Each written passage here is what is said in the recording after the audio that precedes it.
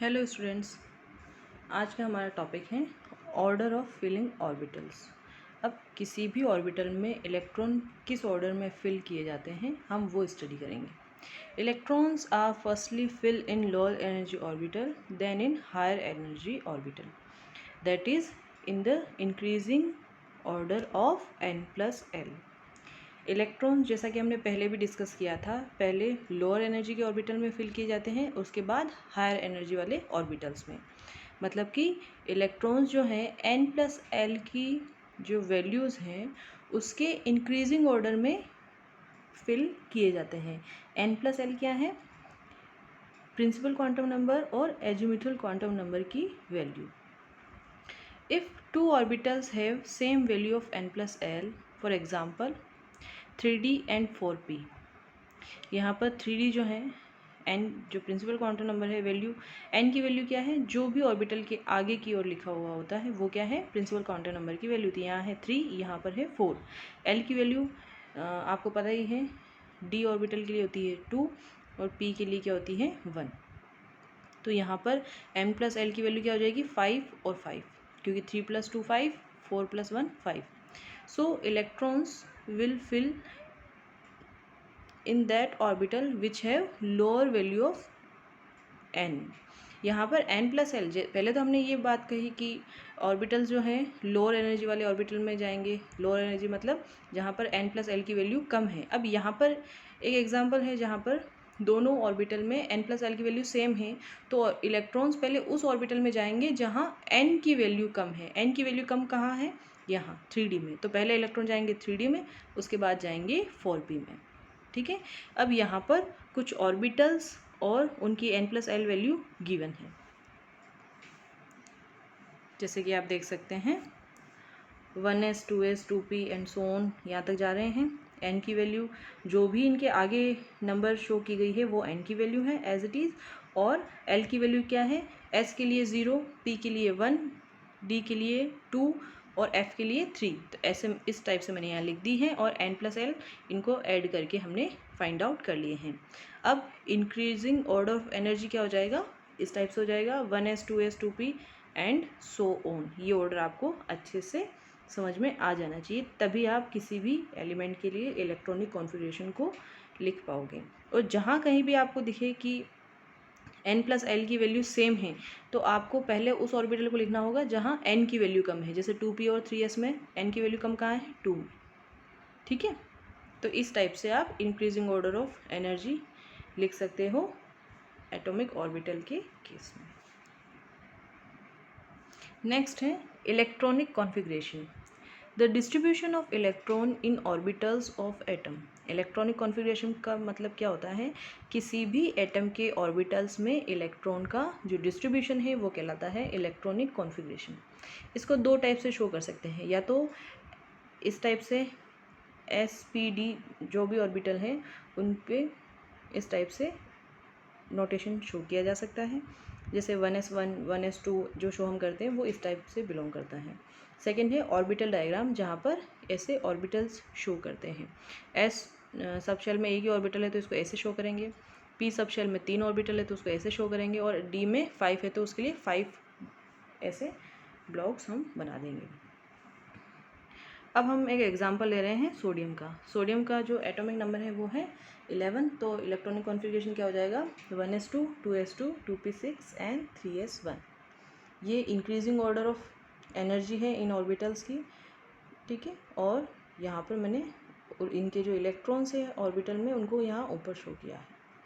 इनमें जो outer most orbital के जो इलेक्ट्रॉन हैं वो कहलाते हैं वैलेंस इलेक्ट्रॉन। किसी भी रिएक्शन में पार्टिसिपेट ये वाले इलेक्ट्रॉन ही करते हैं। केटायन या एनायन जब कभी भी बनता है तो जो ये वैलेंस इलेक्ट्रॉन है ये ही एक्सचेंज किए जाते हैं। ठीक है। और अंदर वाले इलेक्ट्रॉन क्या कहलाते हैं? Core electron.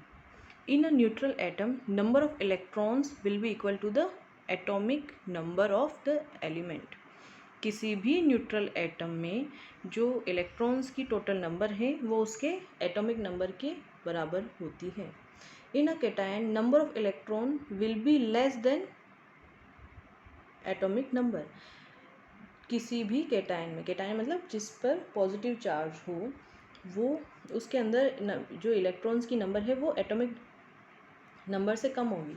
फॉर एग्ज़ाम्पल यहाँ पर हम ले रहे हैं Na+ सोडियम केटाइन को, प्लस प्लस प्लस यानी कि 1 पॉजिटिव चार्ज है, तो इसमें से एक इलेक्ट्रॉन रिलीज़ होने पर ये बना है। तो ऑब्वियस सी बात है, इसमें वैसे तो सोडियम में होते हैं टोटल 11 इलेक्ट्रॉन, लेकिन Na+ जो केटाइन है उसमें कितने इलेक्ट्रॉन होंगे? 11 - 1 मतलब कि 10 electron. In an anion number of electrons will be more than atomic number. इसी टाइप से जो एनायन है जिन पर नेगेटिव चार्ज होता है उनमें इलेक्ट्रॉन्स की नंबर एटॉमिक नंबर से ज़्यादा होगी। फॉर एग्ज़ाम्पल हम यहाँ पर अगर बात करें ऑक्सीजन की, O2- डबल माइनस चार्ज है यहाँ पर, मतलब 2 इलेक्ट्रॉन यहाँ पर ऐड हुए हैं। ऑक्सीजन जो है एटॉमिक नंबर होता है उसका 8 इलेक्ट्रॉन्स प्रेजेंट होते हैं उसमें जनरली, लेकिन यहाँ पर कितने होंगे? 10, क्योंकि 2 एक्स्ट्रा इलेक्ट्रॉन इसने गेन किए हैं अदर एलिमेंट्स में से। अब है नेक्स्ट आपके exceptions of aufbau rule. Some elements do not obey aufbau rule because of the higher stability of half filled and completely filled orbitals. वैसे तो हमने अभी डिस्कस किया था ऑफ-बोर रूल, जहाँ पर क्या था कि इलेक्ट्रॉन्स फिल किए जाते हैं उनकी इंक्रीजिंग ऑर्डर ऑफ एनर्जी के अकॉर्डिंग, लेकिन कुछ ऐसे एलिमेंट्स हैं जो कि ऑफ-बोर रूल जो हैं उसे ओबे नहीं करते because of the higher stability of half filled and completely filled orbital. For example chromium and copper, इनका एटॉमिक नंबर है 24 और 29। इनके जो आउटर मोस्ट शेल का जो एक्सपेक्टेड इलेक्ट्रॉनिक कॉन्फ़िगरेशन है वो होना चाहिए 3d4 4s2 and 3d9 4s2, लेकिन एक्चुअल क्या होता है इनका आउटर मोस्ट शेल का electronic configuration 3d5 4s1 and 3d10 4s1। एक इलेक्ट्रॉन यहाँ से यहाँ जंप कर गया है। ऐसा क्यों? क्योंकि ऐसे इस टाइप से जब ये एक्सेप्शनल केस शो करेंगे तो क्या होगा कि d5 total number of maximum number of electron कितने हो सकते हैं d में? 10, तो 10 का जस्ट हाफ है d5, तो ये हाफ फिल्ड ऑर्बिटल है। ये क्या है? कम्प्लीटली फिल्ड ऑर्बिटल है। और ये जो half filled and completely field configuration होते हैं ये काफ़ी ज़्यादा स्टेबल होते हैं, इसलिए कुछ जो एलिमेंट्स हैं वो इस टाइप का एक्सेप्शन भी शो करते हैं। ठीक है, अब है stability of completely and half filled orbital. ये ज़्यादा स्टेबल क्यों होते हैं? उनके कुछ रीज़न्स हैं। तो फर्स्ट रीज़न क्या है? Because of the symmetrical distribution of electron. यहाँ पर जो completely and half filled orbitals होते हैं उनमें इलेक्ट्रॉन्स का सिमेट्रिकल डिस्ट्रीब्यूशन होता है।